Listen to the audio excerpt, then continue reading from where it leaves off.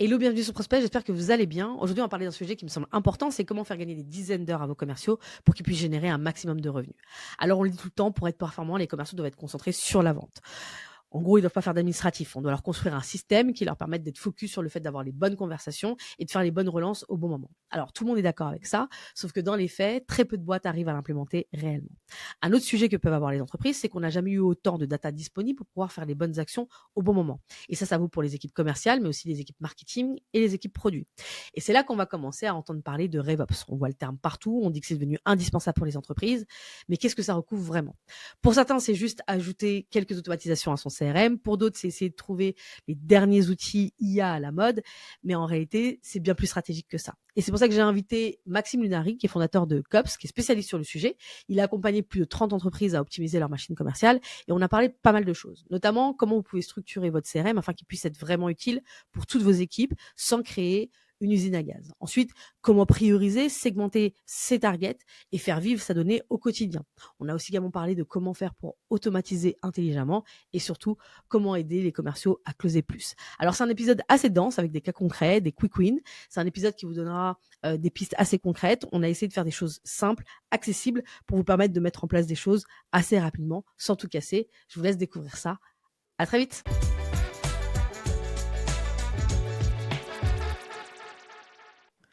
Hello Maxime, comment tu vas? Super, et toi, Laetitia? Bah écoute, ça va très bien. Merci énormément d'avoir accepté cette invitation. L'idée, c'était de parler de RevOps. On voit beaucoup ce mot-là partout. On dit à tout le monde qu'il y a besoin de RevOps aujourd'hui dans les boîtes pour qu'elles soient efficaces commercialement. Et j'avais envie du coup de t'inviter pour qu'on en parle de manière concrète. Parce que derrière RevOps, je pense que tout le monde a sa propre définition. Il y a des gens qui pensent que faire une petite automatisation, ça y est, c'est faire du RevOps. C'est quand même un peu plus complexe que ça. Du coup, en fait, voilà. Donc, j'aimerais qu'on rentre un peu dans le détail de qu'est-ce qu'une boîte aujourd'hui devrait faire pour faire en sorte que ses commerciaux soient focus sur la vente, focus sur l'apport de revenus. Aujourd'hui, une des problématiques, c'est que beaucoup de sales perdent du temps énormément, sont paralysés parce que la data n'est pas propre, parce qu'ils n'ont pas les bons outils, etc. Et ça a un impact concret à la fois sur leur motivation, mais aussi également sur leurs résultats.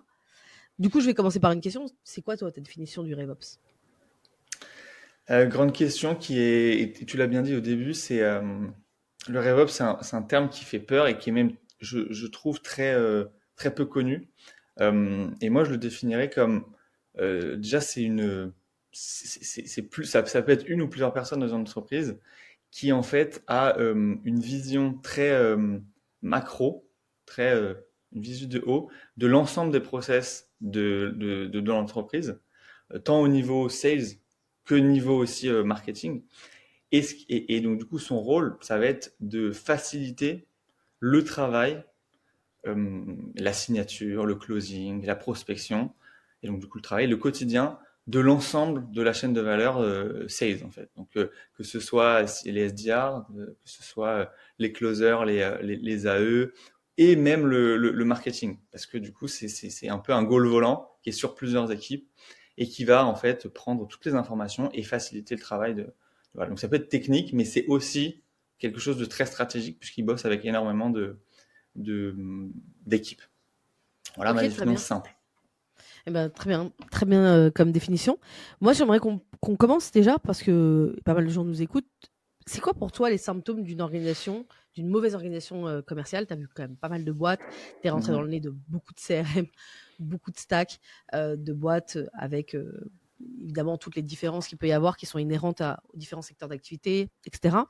C'est quoi pour toi les signes qui montrent qu'une équipe commerciale aujourd'hui, elle n'est pas efficiente et elle pourrait gagner beaucoup plus en efficacité?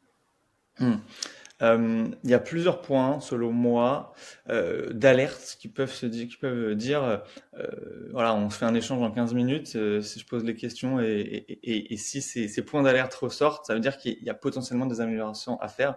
Euh, la première, je dirais que c'est que les sales n'ont pas un process qui est commun, qui est commun à tous. Alors, pas comme l'armée, il ne faut pas que ça soit millimétré, mais j'ai envie de dire que plus le process est commun du début jusqu'à la fin, donc c'est-à-dire ce que les sales doivent faire en fonction de chaque situation, Voilà, si c'est pas commun, il y a potentiellement un problème, en tout cas de l'amélioration à faire. La deuxième, c'est la data.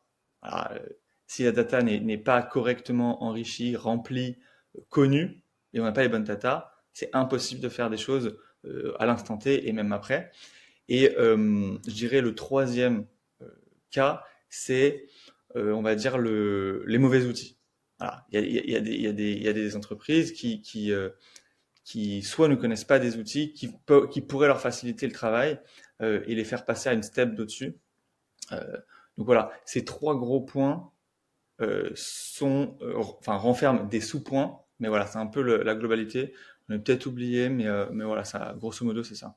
Ok, intéressant. Du coup, on en reparlera de cette partie outils parce qu'effectivement, je pense que tu as raison de dire que beaucoup de boîtes ne connaissent pas tous les outils qui peuvent les aider, en fait, eux, au quotidien.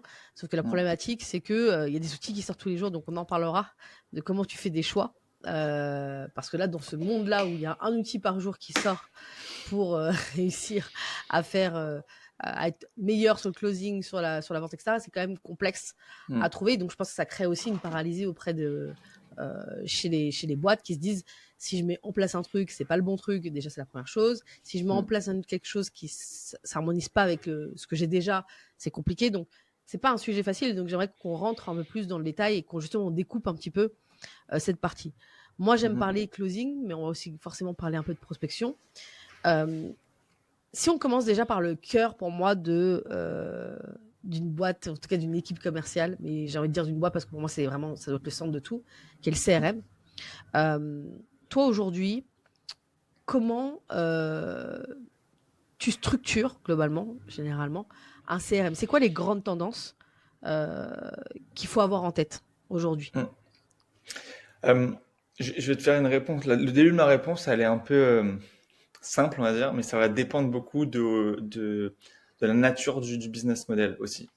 Euh, on voit qu'il y a quand même une certaine différence entre un SaaS, par exemple, où c'est un modèle MRR, où tu cherches à avoir du revenu récurrent et de vendre des abonnements, euh, avec des paniers moyens qui sont souvent un peu plus bas au début, parce que c'est des abonnements. Et il y a aussi, et après, il y a le business model classique, on va dire, de beaucoup de PME ou beaucoup de grands groupes qui sont voilà, de la vente classique. Donc voilà, c'est un peu deux choses différentes. Mais si on devait faire une généralité, euh, il y a déjà la base, c'est selon moi, c'est que sur la partie closing sales, nous on fait souvent deux pipelines différents. Je m'explique. Il y a une partie qualification qui a pour but de, en gros, soit on fait du marketing, soit on fait de la outbound, donc soit de l'inbound, soit de la outbound. Tous les leads qui arrivent via n'importe quel canal d'acquisition, ils doivent tomber dans un pipe, un environnement où les sales ont uniquement à aller récupérer, avoir du coup qu'il y a un prospect pour eux et de le prendre. Ce pipe, moi je l'appelle de qualification. Pourquoi? Parce que son objectif principal, c'est d'aller de le qualifier en fait le prospect. Donc le but final, c'est d'avoir un rendez-vous de qualification, un rendez-vous de démo. Après, ça dépend des boîtes comment ils l'appellent, hein. Mais voilà la première étape. Souvent, ça peut être fait soit par l'AE, soit par des SDR, cette partie-là. Et une fois qu'on a fait cette grande partie, on va avoir le fameux pipeline de closing, en fait, qui est pour moi un second pipe et qui là va avoir uniquement pour but de closer et donc de signer le deal. Ce qui fait que d'un point de vue très extérieur, en fait, on va avoir tous les canaux d'acquisition qui vont être branchés au CRM. Tout ce qui tombe va être la première partie, donc il y aura du déchet. Voilà. Là, on va pouvoir calculer aussi très facilement le taux de conversion. Et derrière, dans le pipeline de closing, il va y avoir que de la qualité, on va dire. Et c'est là qu'on va, comme ça, on va pouvoir, avoir un meilleur rendement de closing, euh, sans polluer, en fait, les sales de, ah, mais attends, lui, ah ouais, non, mais lui, j'y crois pas trop. Ah, mais lui, non. Ok. Normalement, tout ce qui est, j'y crois pas trop, machin, normalement, c'est dans la partie qualification. Une fois que tu as détecté avec un Bant, avec un Médic, peu importe, ton intérêt, là, tu passes dans la partie vraiment closing. Ça, c'est sur la partie vente. Pour moi, c'est les deux grandes tendances de structuration qu'il y a, selon moi, euh, dans les CRM à Alors, mettre en je vais te place. poser des questions parce que effectivement, je trouve ça intéressant sur la partie structure, mais après, il y a comment ça vit au quotidien Ouais, pour un sale, etc. Mais je mets cette question, j'espère que je ne vais pas l'oublier parce que pour moi, elle est j'y importante. penserai. Mais j'aimerais revenir juste un peu en arrière parce qu'effectivement, on a parlé de closing, mais un des trucs que moi j'observe beaucoup quand j'accompagne des boîtes, c'est le manque de segmentation. Mm.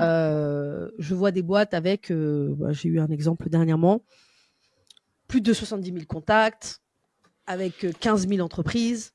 Bon, déjà, j'arrive là, dans ce contexte, je dis, bon, en fait, ok, c'est mort. Les sales, c'est pas vrai. Vous êtes paralysé, vous savez pas ce que vous faites. En fait, vous avez fait de l'improvisation. Mm. J'imagine que c'est des cas que tu vois souvent, parce qu'en tout cas, moi, je les vois souvent. Dans ce cadre-là, justement, aujourd'hui, sur cette partie CRM, quand tu démarres, ou même quand tu en as déjà un, déjà, qu'est-ce que tu préconises en termes de data? Parce que parfois, Mm. je trouve qu'il y a trop de data en fait dans le CRM. Il y a plein de boîtes qui ne devraient pas y être. Donc, c'est très lié. Tu as parlé tout à l'heure du marketing au TAM. Comment tu fais pour qu'en fait, on ait en fait de la data qui soit propre, qui soit mesurée, exploitable et qui reste comme ça surtout? Ouais. Alors déjà pour répondre à la question de est-ce qu'on voit souvent ce type de boîte, enfin en tout cas de situation, oui, et elle arrive souvent dans le moment où ça fait 2, 3 ans qu'on utilise un CRM. Au début on s'est dit ouais bon ça ira, on verra après pour la structuration vraiment. On empile les sales et au bout d'un moment, en fait, on se rend compte qu'on a 100 000 contacts ou 70 000 contacts et que en fait toute la donnée est très hétérogène et on peut un peu rien en faire. On peut rien Et faire. c'est là qu'en fait, et là c'est un enfer pour les boîtes, c'est un enfer pour le management, c'est un enfer pour les sales, parce qu'en fait, tu as envie de refaire de l'acquisition limite, parce qu'en fait tu te dis, je vais pas aller dans une... En fait c'est chercher une aiguille dans une botte de foin après, donc tu te dis, voilà, je vais perdre plus de temps qu'autre chose. Mais du coup, les bonnes pratiques, euh, déjà, pour resituer la première question, c'est en gros, oui, la première chose à faire, c'est de la segmentation. Euh, Parce que dans mon fameux pipeline de qualification, ce qui rentre, il faut que ce soit déjà bien attribué à chaque sales et surtout bien segmenté pour qu'on ait uniquement de la qualité, ou en tout cas segmenté par rapport à soit un secteur, soit des niveaux de hiérarchie dans les boîtes, si c'est des RH, si c'est le CEO, c'est tout ça. Euh, il y a deux choses, selon moi, sur la qualité de la donnée qui rentre. C'est la première chose, c'est de se poser et de bien avoir un process qui est écrit. C'est-à-dire que, ok, tu es dans un secteur, quelles sont vraiment les données qui sont utiles pour closer. Si tu dois savoir l'âge, si tu récupères l'âge de la personne, mais ça sert à rien, aucun intérêt de l'avoir dans ton CRM. En revanche, si tu as besoin d'avoir de manière très précise euh, je sais pas, le périmètre d'action d'un des prospects que tu as, et ben en fait, ça peut être un champ particulier. De dire, bah voilà, lui, il est RH, mais RH, parfois, ça veut tout et rien dire. Donc lui, peut-être qu'il gère le recrutement.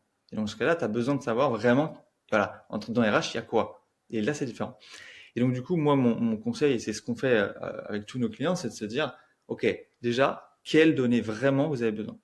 Une fois qu'on a ça, toutes les données, on les rentre et une donnée par champ.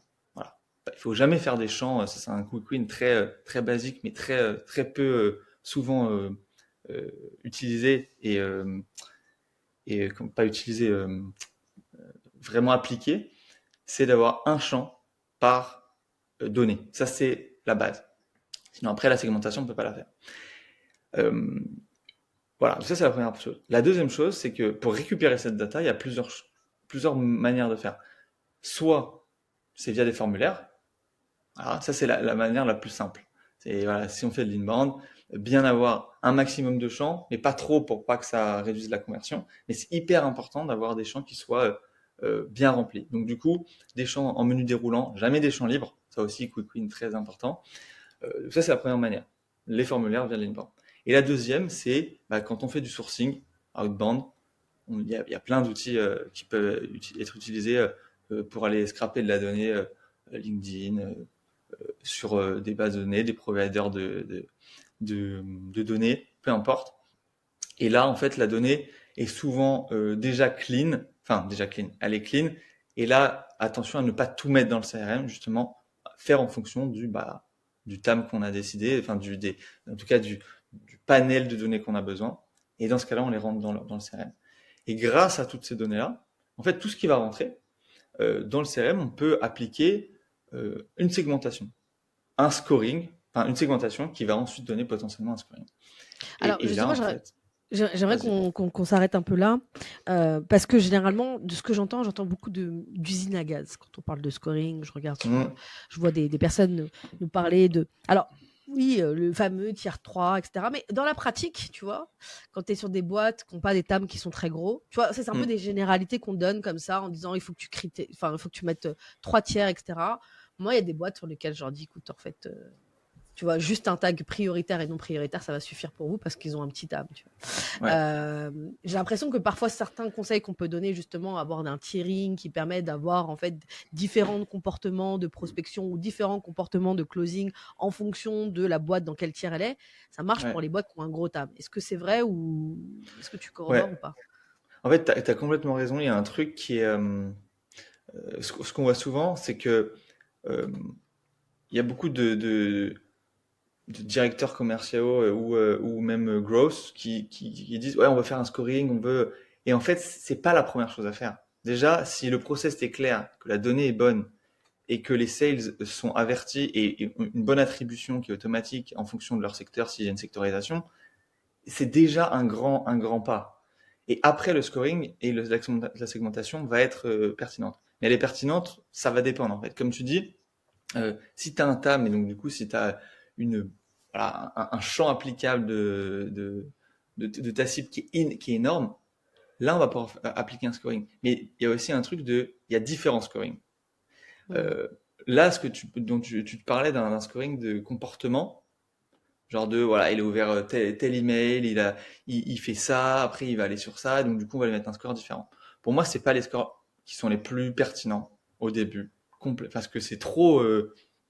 Enfin, pour moi, ça n'a pas trop Non, d'intérêt. non, en fait, moi, je parlais plus de scoring via des intents, tu vois, qui étaient, Ouais, ok, tu vois, typiquement, voilà le contexte de la boîte. Et si, par exemple, on se rend compte que cette boîte, elle a fait X actions, bah, ça ok, remonte, quoi. C'était plutôt ça pour moi.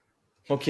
Oui, oui, ça peut être pertinent. Pour moi, un scoring qui est hyper important, c'est que, alors, euh, voilà, il y a plusieurs scorings. Un des scorings les plus basiques à mettre en place et qui, pour moi, toutes les boîtes devraient l'avoir, c'est déjà d'avoir un scoring démographique. Quand je dis démographique, je sais pas si c'est exactement le bon terme, mais en gros, Si, je vois. par rapport à en fait sa caractéristique, la caractéristique de la boîte, la taille de la boîte, le poste de la personne et les responsabilités.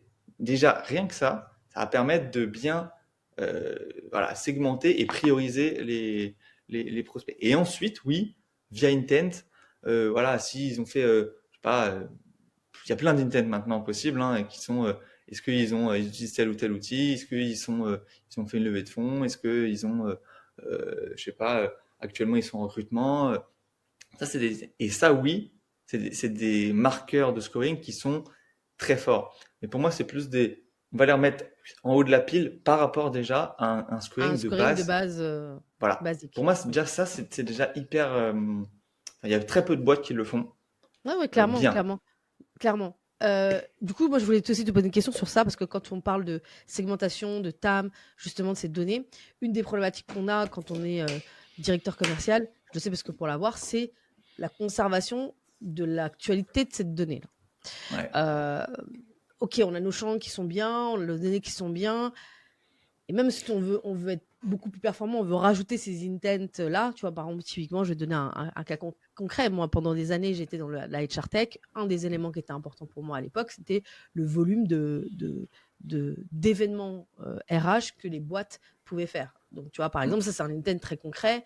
Et il y a des boîtes sur une année qui vont pas du tout en faire et sur une année qui vont en faire. Donc, ça veut dire que un compte qui, à une année, n'était pas du tout une des targets pour mes sales peut le devenir, en fait, l'année d'après. Parce qu'ils ont une croissance, etc., etc.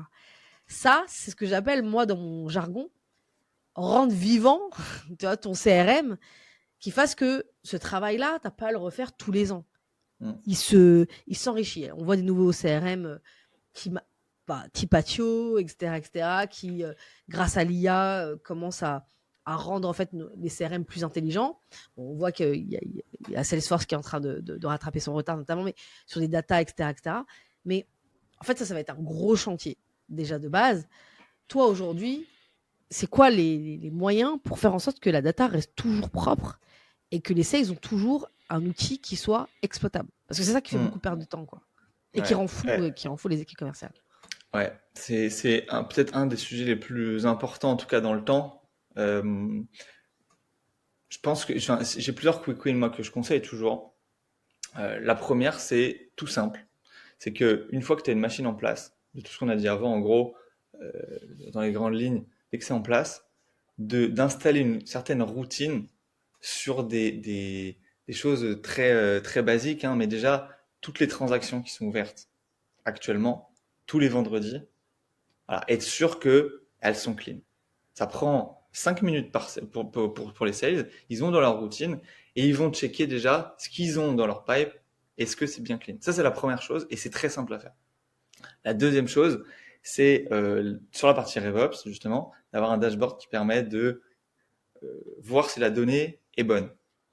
Ça, c'est un truc aussi qui est très peu souvent fait parce qu'en fait, on dit oui, c'est le bordel, mais à quel point c'est le bordel? Je suis d'accord. Et au lieu de le faire à la fin de l'année, en fait, si tu as un dashboard qui toutes les semaines, tu vas regarder, là, il y a, je sais pas, euh, euh, 10 ou 20 nouveaux prospects qui viennent de rentrer, mais il leur manque ça, il leur manque ça, il leur manque ça. Et hop, on peut cleaner directement. Voilà, ça c'est une des choses qu'on peut faire. Et la deuxième et la troisième, c'est connecter des outils qui font très bien en fait ce système de cleaning en fait, soit de cleaning, soit d'enrichissement. Et voilà, c'est des outils qui sont très performants dans ça. Ils sont spécialisés dans justement la mise à jour ou l'enrichissement de données. Tu le disais sur les CRM, qui le font nativement de plus en plus. Mais c'est pas encore au niveau Ouais. des outils, voilà, des outils qui sont Ça, spécialisés. probablement, ça le sera dans quelques temps et Ouais. ou bien, enfin voilà. Je trouve ça intéressant. Je voulais parler justement de cette question de dashboard. Quels sont les dashboards utiles pour aider justement à prioriser? Alors ça, moi, c'est vrai que je l'ai rarement vu. Hein. C'est un dashboard qui soit sur les KPI. Ça, je pense que tout le monde commence à en avoir parce que c'est un peu vital de savoir combien on a fait de chiffre d'affaires, etc. Mais par contre, Voilà, effectivement, un dashboard qui est sur l'état de ta donnée et quels sont je sais pas, des champs qui sont pas remplis pour tant de boîtes. exact. euh, Quelles sont la proportion des données qui peuvent être mauvaises, etc., etc. Ou même tout simplement quels sont les comptes qui ont été délaissés alors qu'ils sont notés prioritaires. Parce que parfois, moi, je vois des gens, mais c'est prioritaire. Vous ne les avez jamais contactés. Ça, quand tu traînes dans des CRM, tu le vois beaucoup. Toi, aujourd'hui, justement, sur cette partie création de dashboard, parce qu'une question va arriver beaucoup, c'est, OK, c'est quoi les meilleurs outils pour faire ça? Est-ce que toi, déjà, tu penses qu'il y a un CRM qui est meilleur pour faire ça? Ou en fait, le CRM, tu le choisis plus en termes de ce que tu as envie de faire, ton modèle économique, et, et pourquoi tu en as besoin? Ou est-ce Hmm. que en fait, aujourd'hui, on arrive à un stade où il y a des CRM qui sont plus ou moins bien pour faire tout ce que tu es en train de dire?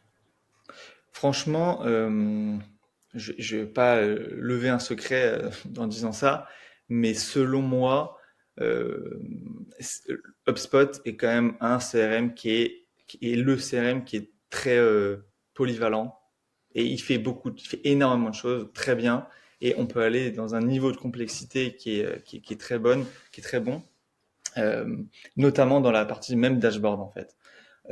Après, il y en a d'autres hein, qui sont aussi bons, mais selon moi, voilà, HubSpot c'est le meilleur, même au niveau des dashboards. Parce qu'il y en a qui disent, ouais, au niveau des dashboards, on peut pas tout Ah faire et ouais, tout, moi, j'ai mais pas pour trop. moi, J'avoue que dashboard, tu me dis HubSpot dashboard, je suis en mode genre, ouais, mais en fait, pour moi, ça c'est dépend ce que vraiment. tu veux.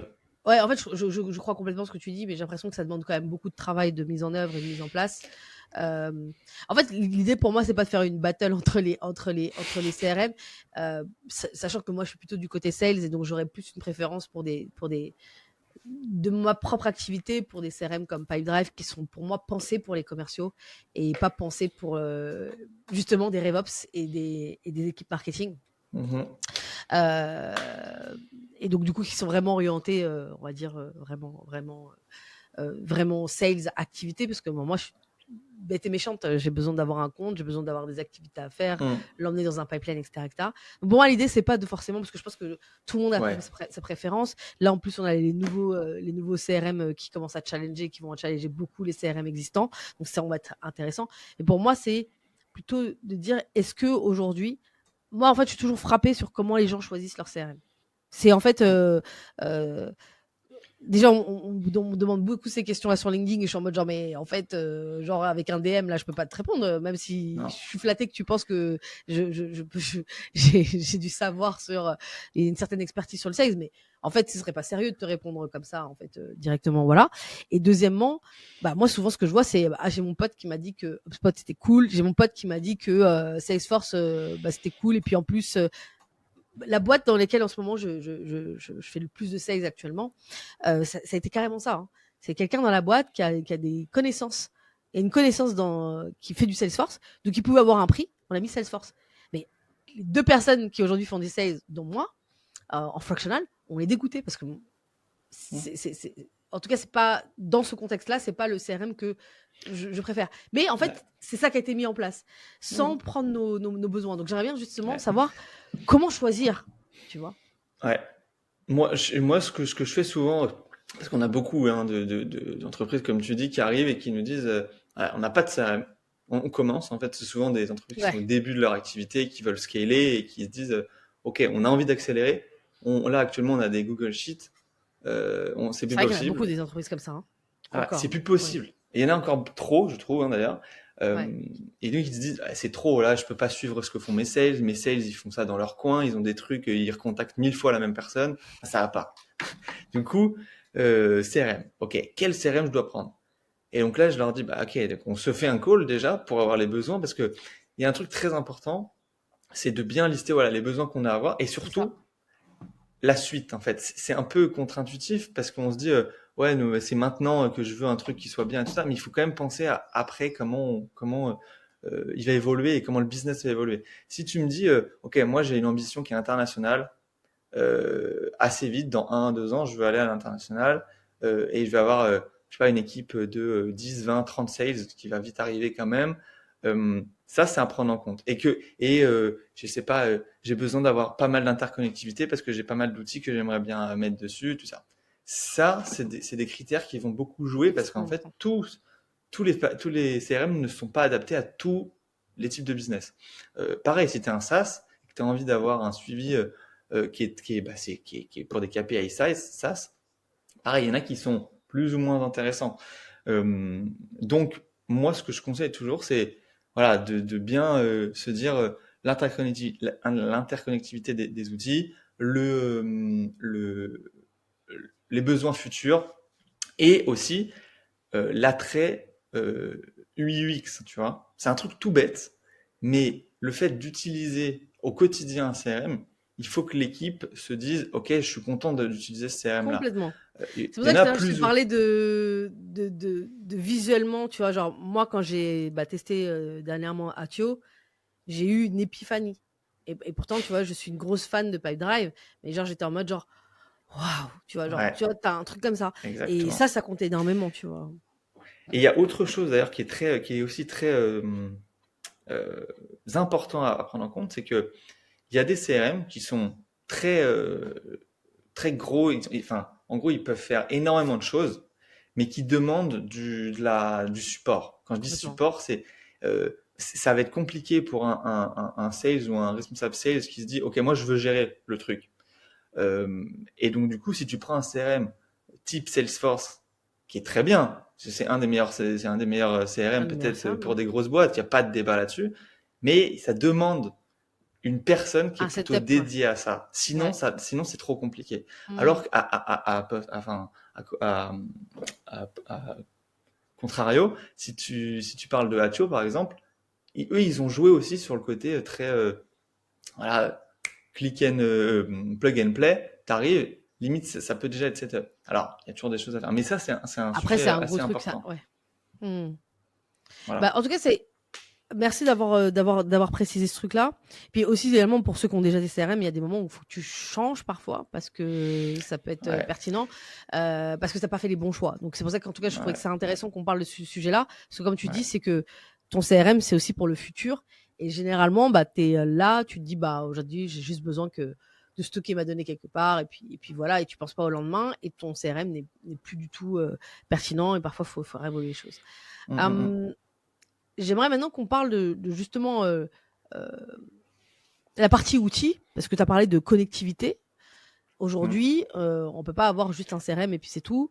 On a plein d'outils, des outils qui permettent de pouvoir faire de la prospe sur la partie email, des outils qui permettent de faire du call call, des outils qui permettent d'enrichir, des outils qui permettent, alors, du coup, maintenant avec l'IA, permettent de pouvoir faire un certain nombre de choses, mettre toutes les informations liées à un rendez-vous commercial à l'intérieur.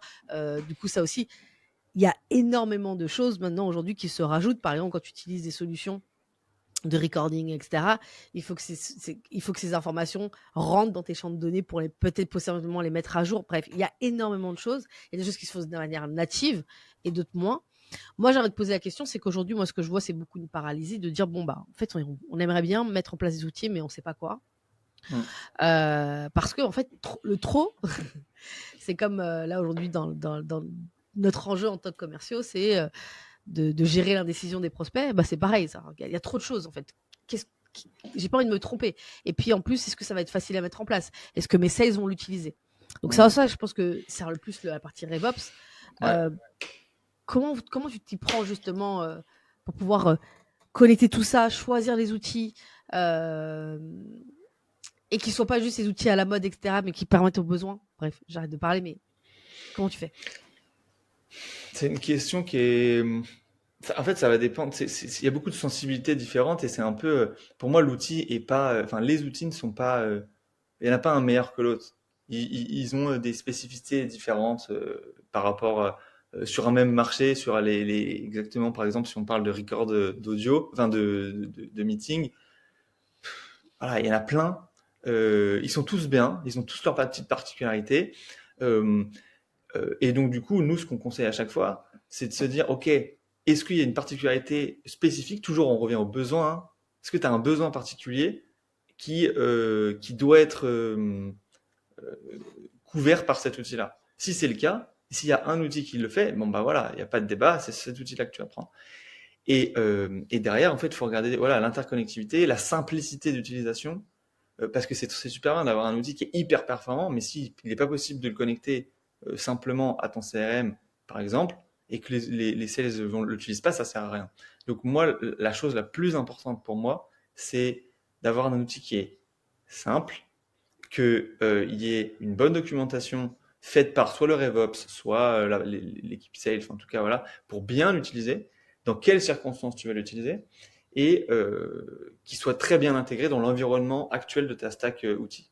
Ah, Alors, avec en centralisation le CRM, évidemment. Alors très bien, mais tu vois, par exemple, il se trouve que les outils, ils évoluent aussi. C'est-à-dire que toi, tu Ouais. t'es dans ton flow, avec ton équipe commerciale, tu as ton CRM qui est nickel, etc., etc. Tu as tes premiers outils qui permettent de faire l'enrichissement et plein d'autres choses. Mhm. Mais ces outils-là, eux-mêmes évoluent. C'est ça la problématique. C'est-à-dire que, tu vois, là, en fait, je pense qu'on va commencer à avoir le mal de tête au fur et à mesure qu'on parle de ce sujet. C'est qu'on a parlé tout à l'heure de la mise à jour de la donnée et faire en sorte qu'elle soit continue à être exploitable sur la partie CRM, mais les outils aussi évoluent et permettent de nouvelles choses et permettent de rendre ton CRM encore plus performant. Je Mhm. pense au recording, mais évidemment, la plupart sont très bien. Mais tu Ouais. vois, tu as les recordings maintenant qu'on a ajouté des agents IA qui Ouais. permettent d'aller chercher des informations bien spécifiques. Et donc, ces informations bien spécifiques peuvent être encore une manne incroyable pour enrichir ton CRM, mais tu peux aussi, genre, juste faire pitch, tu vois, enfin, en gros, que ça sert à rien, en fait. En gros, par exemple, moi, je vois plein de gens qui ont des recorders, ça va dans le CRM, mais c'est un espèce de gros pâté Ben oui. que personne va lire. En fait, on est de la même, c'est le même combat que quand les sales rentraient ça à la mano, personne lisait ce truc-là, ça servait à rien. Juste que là, on a une espèce de confort où les gens se disent, ah, j'ai un recorder, ah, c'est enregistré, ah, du coup, la data, elle est stockée dans mon CRM. Peut-être qu'un jour, je vais le lire. Écoute, Non. on est sales, tu vas jamais le lire. Donc, comment on fait? C'est pour ça Ouais. que je voulais vraiment faire ce truc de RevOps. pour que Ouais. les gens comprennent que c'est hyper important et que c'est un travail en fait finalement quotidien. Ouais. Et pas juste, j'ai mis en place mes trucs, c'est bon, maintenant je suis prêt, allez, mes sales, on y va, quoi.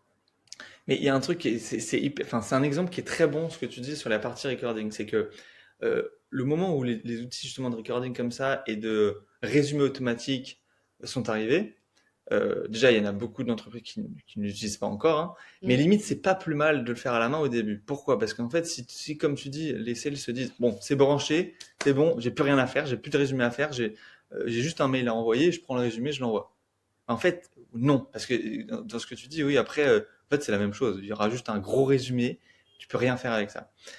Euh, Deux choses. Déjà, maintenant, il y a plusieurs outils qui permettent de faire les records et d'extraire justement dans tout ce transcript, tout ce résumé, de remplir des champs automatiquement Mhm. grâce à ça. Et ça, c'est hyper bien. Euh, et le rôle justement du RevOps, c'est, et dans ce que tu dis là, c'est de se dire, OK, les informations qui sont récupérées automatiquement, ou rentrées manuellement, ou tu vois, corrigées manuellement après un call, par exemple, par les sales, c'est que toutes ces données-là entraînent des automatisations qui vont permettre aux sales de uniquement se dire, OK, euh, j'ai fait mon call, je l'ai fait très bien, j'ai posé les bonnes questions, l'IA, le machin à recorder m'a rempli les bons champs, j'ai vu qu'il y avait un petit erreur, je l'ai corrigé, et derrière, en fait, ça va automatiquement, par exemple, si à l'intérieur, je sais pas, il y a la personne a dit, bah, j'aimerais bien qu'on aborde ça pendant un deuxième call, tout ça, et ils n'ont pas pris un rendez-vous, et il n'a pas pris rendez-vous, et bah, qu'une automatisation se mette pour mettre une tâche directement pour le sales. Et ça, c'est des choses qui sont, c'est un exemple, hein, peut-être pas le meilleur, mais en tout cas, ce que je veux dire, c'est que la donnée qui est récupérée automatiquement peut permettre des automatisations pour que le sales se concentre sur vraiment ce qu'il a à faire de mieux. Donc voilà, c'est un équilibre Non, à mais avoir. c'est un excellent exemple, moi, je trouve. C'est que, en fait, comment la donnée va re-challenger tout ce dont on a parlé au début. C'est-à-dire que même, tu vois, ça va avoir un impact sur le scoring, parce que tu as fait un scoring de Ouais. base selon des intents, etc., etc. Mais c'est quelque chose de mouvant, tu vois. Les intents, ils évoluent. Et justement, je voulais te poser ces questions-là. C'est-à-dire que sur la partie automatisation, typiquement, Ouais. euh, moi, c'est un sujet aujourd'hui, notamment où je fais, où j'accompagne une boîte qui est early stage. Du coup, ça veut dire que les intents, t'en découvres tout le temps. En fait, tu découvres tout le temps de nouveaux contextes. En fait, tu disais, mais en fait, là, je comprends qu'en fait, finalement, là, ces boîtes qui ont ce contexte-là, je commence à en rencontrer pas mal. Et c'est celles qui sont de plus en plus intéressées par ce que je propose. Donc, ça veut dire que ça te donne une nouvelle donnée et Ouais. qui va, en fait, rechallenger ce que tu as pu, en fait, avoir. Et donc, du coup, on peut pas tous se poser et se mettre en mode pause. On a découvert un nouveau truc. Et sans ça, donc du coup, on s'arrête. Et comment on rechallenge tout le truc? Nous, les sales, Mm. comme tu dis, on doit se concentrer sur ce qu'on a mieux à faire, c'est-à-dire de parler avec des gens, d'avoir des conversations et essayer de les convaincre qu'on a la meilleure solution pour les aider à résoudre leurs problèmes. Du coup, ça veut Ouais. dire qu'il faut quelqu'un au quotidien qui crée ces automatisations.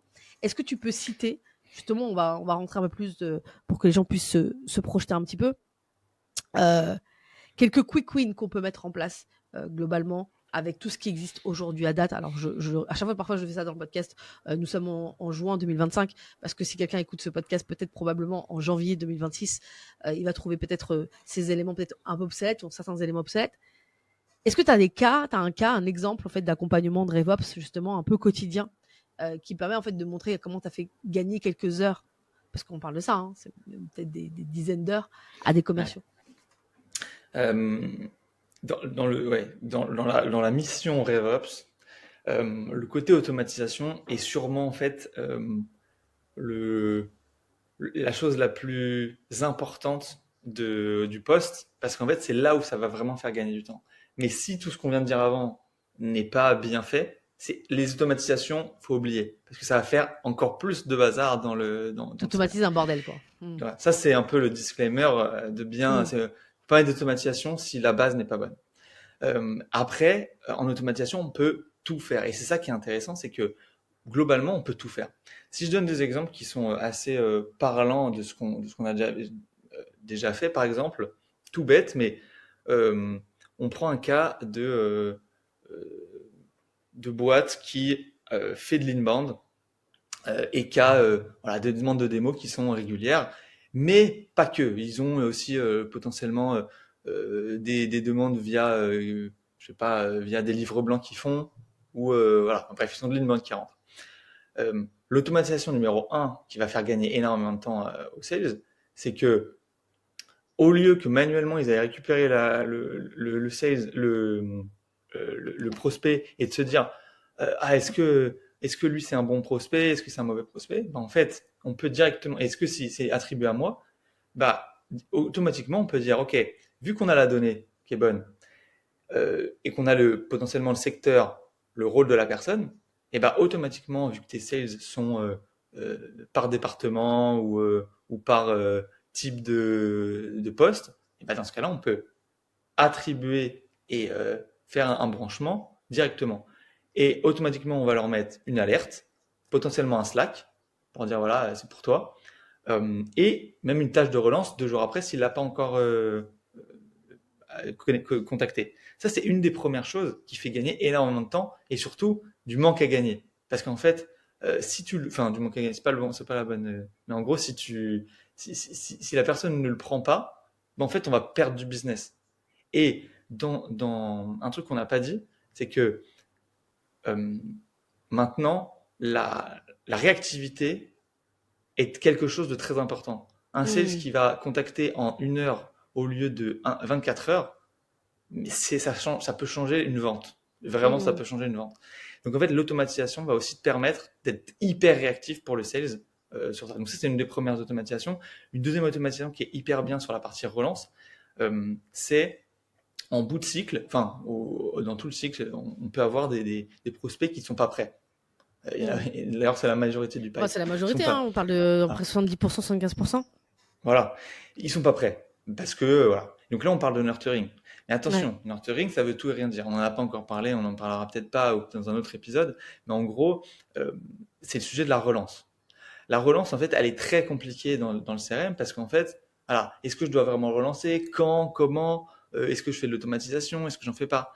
Moi, ce que je conseille toujours, c'est que sur les leads ou les deals qui sont chauds, mais enfin chauds, qui sont justement pas assez chauds pour convertir tout de suite, c'est de mettre en place 2 champs très simples, raison de pourquoi c'est potentiellement pas maintenant, et une date de réactivation. Ça, derrière, on peut faire une automatisation. Au lieu que le sales oublie et se mette sur un papier ou même une tâche lui-même, mais en fait, automatiquement, avec ces 2 champs, on peut se dire, OK, s'il y a ça, ça met directement une tâche à la date précise, donc je sais pas, dans 4 mois. Comme ça, le sales, il va revenir dans 4 mois, il aura oublié, lui. Il n'a pas besoin de se mettre ça dans la tête, avoir une charge mentale. Et du coup, tu as une automation qui va faire ça. Et donc, du coup, automatiquement, tu vas avoir un nombre de tâches et des relances qui sont hyper précises sans que le sales a vraiment à y penser. Ça, c'est un deuxième quick win qui est quand même très, très puissant et qui peut Bah, permettre de ramener beaucoup de rendez-vous. bah, j'aimerais bien qu'on s'y arrête 2 minutes parce que pour être clair, t'as raison, le nurturing c'est un gros sujet et surtout qu'en fait on confond beaucoup le nurturing marketing et le nurturing sales. Moi je parle beaucoup de ça en fait, où je pense Mmh. que le nurturing marketing, parfois je parle à des boîtes, elles me font non mais si on fait du nurturing. En fait ça consiste juste à envoyer des séquences de mails, à spammer des gens après pour la prospection, pour leur dire on est là, voilà. Mais après on peut tester est-ce qu'ils apportent de la valeur ou pas, c'est pas mon sujet, mais en tout cas je pense que c'est pas que ça le nurturing.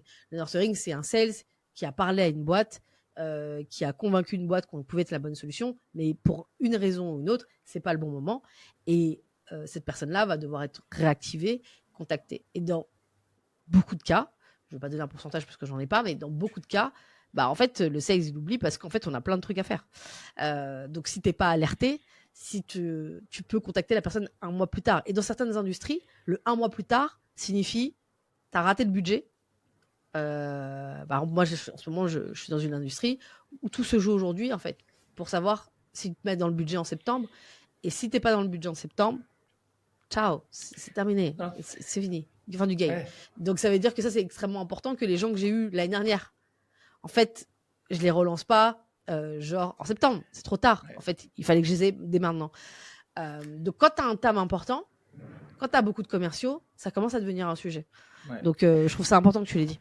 Mais et d'ailleurs, je rebondis et je réenrichis sur ce truc-là, c'est que si par exemple la date de clôture de budget, bon, ils sont pratiquement tous au même moment, mais tu la notes, ça c'est un champ particulier dans ton CRM, et que tous les sales la remplissent, c'est une information qu'ils ont dans tous les cas, tu peux Mm. la mettre.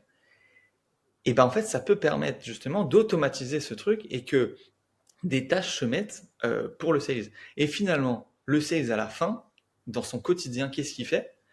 Il a juste à regarder les nouvelles demandes qu'il va avoir. 2, gérer son pipe. De qualification, 2 de closing. D'être à jour là-dessus. Et 3, de regarder son nurturing de, ok, celui-là, je sais que je vais avoir 10 personnes dans une semaine à recontacter. J'ai cette semaine 10 personnes à recontacter d'avant, tu vois, qu'il y a eu des tâches qui se sont mises. Et en fait, le gars, voilà, et en fait, tout ça va lui permettre d'être beaucoup plus efficace dans en fait son travail. Il va pas être stressé à se dire, putain, je crois que j'ai oublié un truc et tout. Non, si tout est bien configuré, et on parle pas d'une usine à gaz, hein, j'ai pas employé des trucs fous, c'est du bon sens, c'est des choses assez simples. Et ben rien que ça, voilà, c'est des choses qui font gagner des heures et des contrats, et à la fin de l'année, ça peut faire des dizaines, centaines de milliers d'euros. Et en fait, le truc aussi, vraiment, je vais te poser comme question, c'est que aujourd'hui, est-ce que, par exemple, typiquement, on a beaucoup de boîtes qui vont se dire, bon, j'ai besoin de RevOps, etc., etc. Mais souvent, c'est un sujet que je trouve qui est très intellectualisé. Alors moi, je regarde beaucoup plus le contenu, parce qu'en réalité, il y a beaucoup plus de contenu côté US qu'en France, en tout cas sur ces sujets-là, donc un peu solide. Et j'ai l'impression que c'est un peu une espèce d'aristocratie, là, comme ça, qui fait qui a plein de connaissances en outils, qui a un peu des profils un peu tech, etc., etc. Et souvent, je trouve qu'il y a un manque de connexion avec les sales. C'est-à-dire qu'ils font des choses avec les sales, mais ils leur parlent très très peu, parce que parfois, quand je regarde des contenus, je dis, mais en fait, mec, j'ai souvent envie d'écrire, mais jamais dans les rêves, un sales va faire ça, ou jamais dans les rêves, etc., etc. Et alors, moi, j'ai certains RevOps autour de moi, je sais qui mettent une attention là-dessus. Comment une boîte, avant même de rentrer là-dedans, pourrait faire en sorte que ce travail-là, ce gain de temps, parce que souvent, par exemple, il y a des choses que les sales doivent dire, doivent faire pour que ça marche, et parfois ils le font pas parce qu'ils se disent, bon, je vois pas trop l'intérêt, quoi. Moi, je vois très peu de discussions entre des RevOps et des sales. Je vois beaucoup de discussions entre les RevOps et le directeur commercial, ou le RevOps et le CRO. Donc, en fait, c'est pas eux qui vendent, quoi. Donc, qu'est-ce que tu aurais à dire là-dessus? C'est une excellente question parce que c'est Bien quelque sûr. chose qui est, non mais c'est un des sujets les plus prioritaires dans le RevOps, c'est qu'en fait, euh, et le nom est hyper mauvais là-dessus parce qu'en fait, Ah, je suis RevOps, ça nous d'accord. fait penser directement à un dev, quoi, limite un dev, un C'est ça. tech. Et donc en fait, dans son coin, il doit faire des choses. C'est tout l'inverse. Pour moi, un bon RevOps et un bon accompagnement sur la partie RevOps, ou interne ou externe, hein, c'est avant tout un, un catalyseur, un point de contact entre plusieurs teams. La première chose pour les boîtes, si elles veulent déjà simplifier les choses et que ça se passe bien dans le temps, c'est que déjà le marketing et les sales parlent entre eux et qu'ils travaillent les uns avec les autres. Parfois, c'est compliqué. Mhm. C'est pour ça que le RevOps doit être là. Parce que c'est même pas au directeur sales de faire. Donc déjà, ça, c'est la première chose.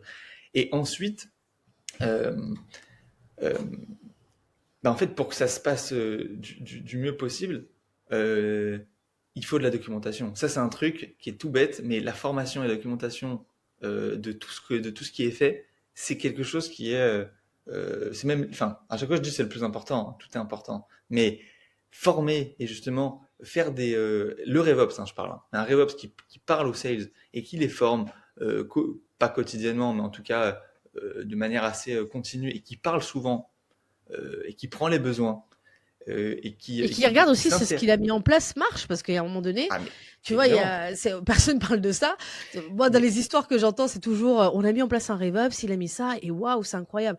Donc derrière, on voit que les chiffres sont pas, enfin, ça passe. En fait, il y a personne qui est capable de me dire, là, en fait, pour cette boîte, c'est On est passé, on a gagné 5 points sur le taux de conversion. Parce que souvent, ce qu'on voit, c'est on a fait x3, x2. Oui, bah, si tu es sur une boîte nouvelle qui vient de commencer, C'est normal. c'est normal, hein, d'accord. Encore une chance. Mais moi, ce qui est intéressant dans le RevOps, ce qui m'intéresse, c'est justement les boîtes qui avaient un CRM, qui faisaient des ventes, qui avaient des trucs. Et là, on voit de manière tangible. Bon, je pense peut-être que tu connais bien Winning by Design, mais par exemple, il y a un truc qui est intéressant. Moi, j'ai fait une formation de revenu architecte. Ce qui est intéressant, c'est quand tu regardes les cycles de vente, tu as parlé des pipelines, par exemple, pipeline closing, tu as différents types de conversion, en fait. Tu as le taux de conversion quand le marketing te ramène un lead. Est-ce que tu arrives à le convertir vers la discovery? De la discovery, est-ce que tu arrives à l'emmener dans la step, etc. Et en fait, toi, en termes de manager, si tu arrives à agir avec ton RevOps, avec le marketing, sur un des mini taux de conversion, qui c'est pas le gros taux de conversion, qui est le taux de closing, tu vois. Bah, en fait, tu peux faire des changements assez incroyables. C'est-à-dire que tu peux passer de 25 à 30% de taux de conversion global parce que tu as réussi à fixer que tes sales soient meilleurs entre la discovery et leur rendez-vous 2, par exemple, tu vois, parce que tu as mis en place quelque chose avec le RevOps qui est, je sais pas, un envoi automatique de ça, la bonne information renvoyée, comme tu as dit, les bonnes relances au bon moment. Et ça, moi, j'aimerais qu'en fait, il y ait plus de résultats comme ça que de m'expliquer que bah on a mis ça en place et allez hop c'est bon. Et c'est souvent que les sales sont en mode genre bon bah ok c'est intéressant, on a mis ça en place mais finalement ça me va pas. Il y a quand même une question de mise en main. Est-ce que l'outil me va, est-ce que ça me plaît, est-ce que je gagne vraiment du temps, tu vois. Ouais. C'est pour ça qu'il faut vraiment qu'il soit connecté. Le RevOps doit être hyper connecté avec les sales. Et moi, je conseille toujours même que le RevOps soit dans la team sales, dans les réunions, dans toutes les réunions, qu'il fasse même du shadow, qu'il fasse, voilà, c'est ça son rôle pour que derrière, en fait, ça soit lui qui soit soit proactif, soit qui réponde à des besoins. Et je rebondis sur ce que tu dis sur voir les résultats. Voir des résultats, ça se fait via des dashboards. Et en fait, on l'a abordé un peu tout à l'heure, mais la partie dashboarding, c'est un des sujets qui est au-delà du revenu qu'on suit, au-delà voilà, du nombre de leads qui sont rentrés par mois. En fait, on peut aller plus finement, et c'est aussi le rôle du RevOps, de mettre à disposition des dashboards. Mais pour moi, j'ai vraiment sur ça un truc qui est très simple.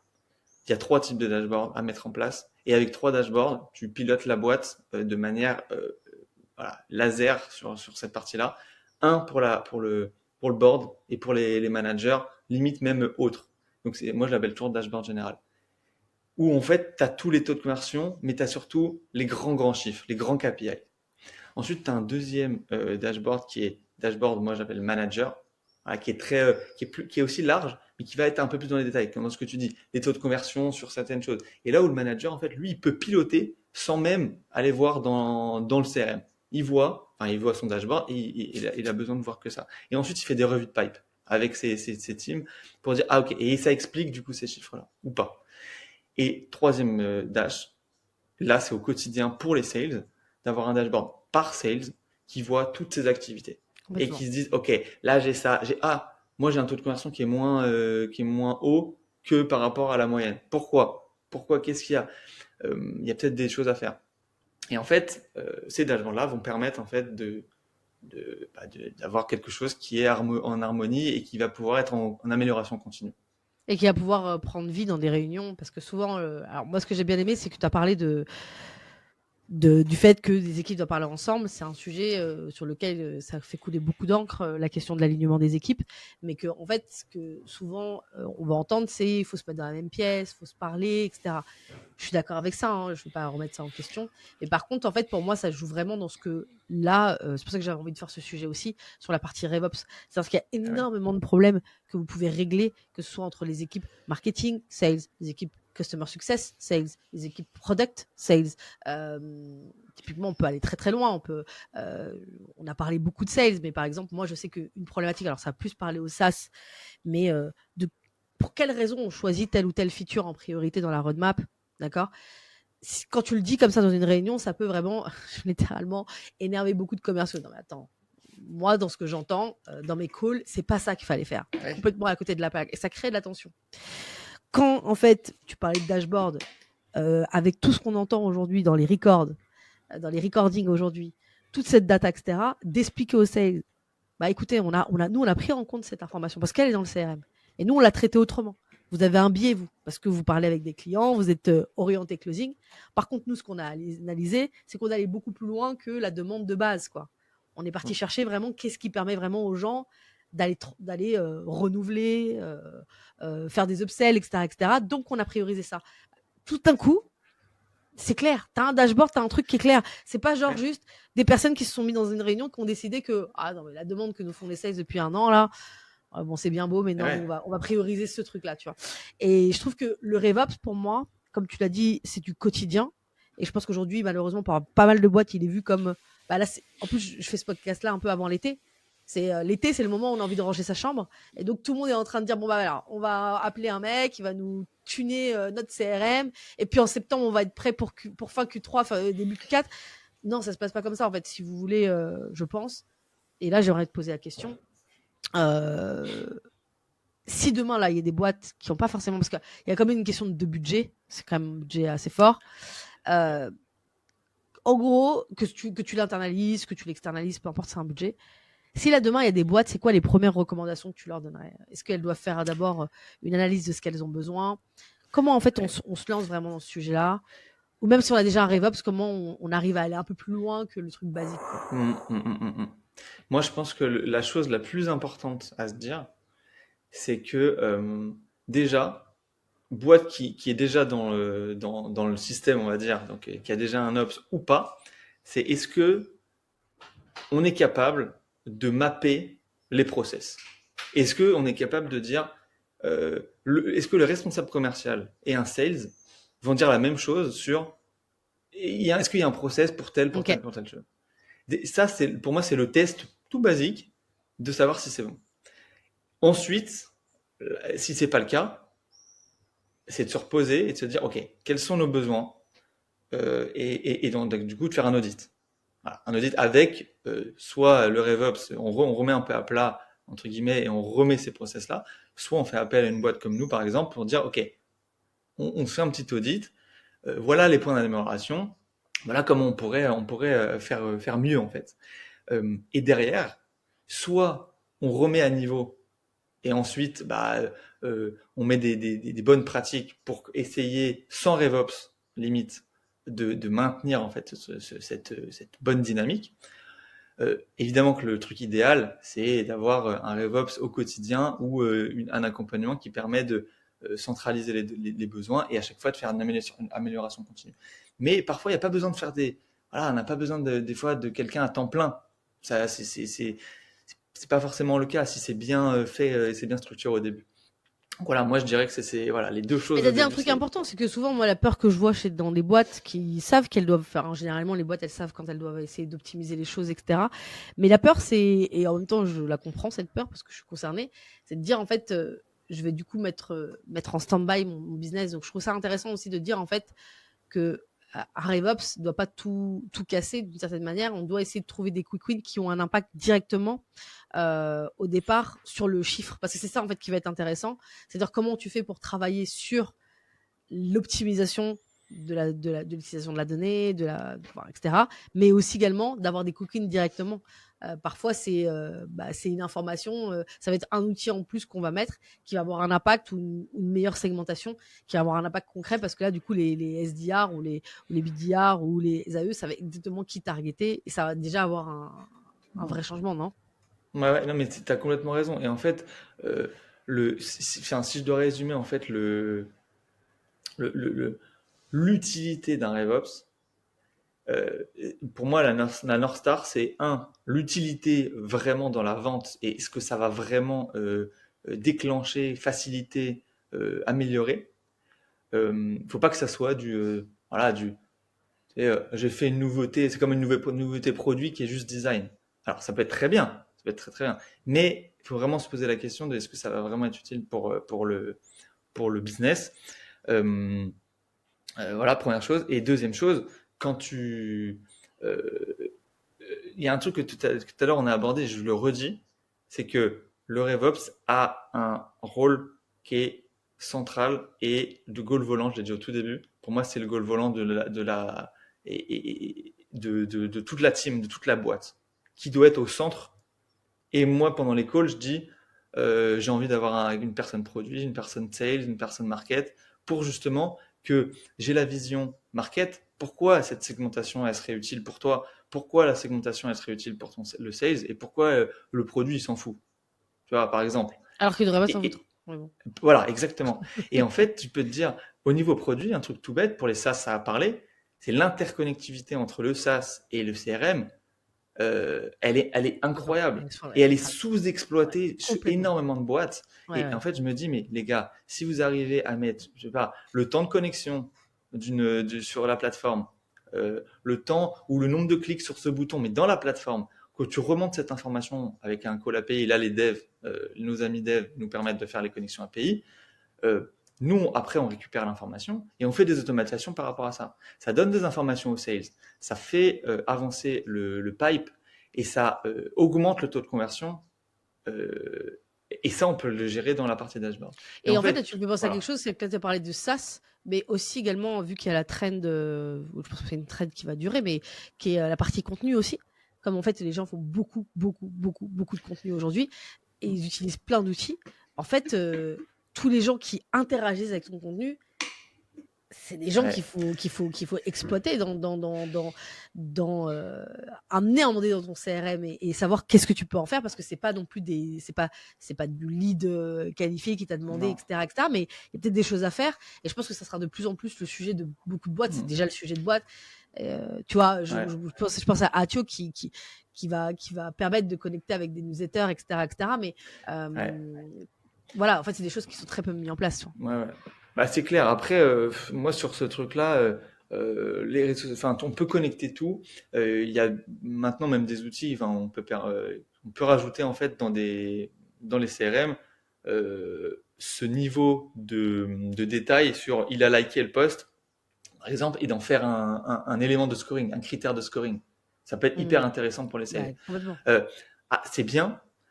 Pour moi, voilà, si tu es dans un business où ton trafic, il est beaucoup lié et tes prospects sont énormément liés à la partie réseaux sociaux, c'est Après, très ouais, pertinent. ouais, ça, pour moi, c'est vraiment c'est la Rolls Royce. Mais moi, Voilà. parlais par exemple d'un truc que je vois souvent. Tu as beaucoup de boîtes qui ont des newsletters, en fait. Et dans leurs newsletters, Ouais. tu as beaucoup de gens qui sont, bah, leurs targets qui sont segmentés en scoring Hmm. plus. Et ces mecs-là, ils ouvrent souvent les newsletters, etc. Ils font plein de mouvements, trucs. Et en fait, l'information n'est pas renvoyée à la fois dans le CRM et en disant, bah, tu vois, genre, je sais pas, là, sur le dernier trimestre, le gars, il a lu tes quatre newsletters et il les a Ouais. ouvertes, il les a peut-être aussi transférées. Ça, quand même, ça te donne un signe sur Hmm. l'intérêt que la boîte a sur tes sujets. Ça veut pas dire qu'elle va Hmm. closer tout de suite, mais parfois, on veut mettre des grosses machines de nurturing en place. Mais tu vois, sur les deux trucs de base, tu as déjà de la data, tu as déjà des trucs. Et voilà. En tout Ouais. cas, je trouvais ça hyper intéressant et merci d'avoir mis le curseur sur Ouais. la connectivité entre le SaaS, mais aussi également d'autres éléments qui sont importants pour une boîte. Quoi. Mais sur ce point-là, il y a un truc qui est important et qui est justement sur le choix du CRM. Si tu as envie que ça soit tout interconnecté sans avoir 50 outils différents, euh, je reviens sur HubSpot, Ouais. il permet justement d'avoir un endroit où tu peux envoyer tes newsletters du même endroit. Et donc, du coup, ces chiffres-là, nativement, tu les as très facilement. Et tu Mmh. peux très facilement avoir une notification, une tâche qui est automatiquement mise, ou pas, hein, ou juste une alerte, ou dans le flow. Le sales sait que son prospect a ouvert les 3 dernières newsletters. C'est un argument ou pas, mais en tout cas, c'est un élément de discussion qui va amener de la confiance dans les échanges, en fait. Ça peut être tout simple, ça peut être que ça, mais c'est Complètement. déjà très très bien. Complètement. Écoute, là, ça fait déjà une heure qu'on discute. Je pense que pour l'instant, on va s'arrêter là, mais je pense que j'ai plein d'autres sujets. En fait, j'avais plein de trucs que je me suis dit, en fait, non, je pense peut-être qu'on fera une V2 à un moment donné parce qu'il y a plein de sujets, il y a plein de trucs. Et ce serait bien qu'on rende un peu les boîtes efficaces dans ce domaine-là parce qu'il y a plein de boîtes qui vraiment se rendent pas compte qui pourraient aller chercher du chiffre supplémentaire. Alors, je dis pas euh, que ça va peut-être transformer leur année, leur permet de faire x2 pour les boîtes qui sont déjà bien lancées. Mais en tout cas, il y a beaucoup de chiffres qui sont perdus inutilement par manque d'efficacité. Mm. Du coup, on peut te retrouver où s'il y a des gens qui ont des questions, etc. Ouais, alors on est pas mal actif sur LinkedIn, donc sur mon LinkedIn Maxime Lunari, tout simplement. Je fais pas mal de contenu, justement, tout ce qu'on a dit là, je fais beaucoup de contenu très régulièrement sur les réseaux. Quand je dis que très régulièrement, c'est plusieurs fois par semaine, donc ça, on peut le retrouver dessus. Je pense que c'est le mieux pour me retrouver, quoi. Ok, Voilà. bah écoute, nickel. Écoute, merci énormément pour les partages. Et puis écoute, je te souhaite bonne continuation. Ciao, ciao. Merci à toi, Laetitia.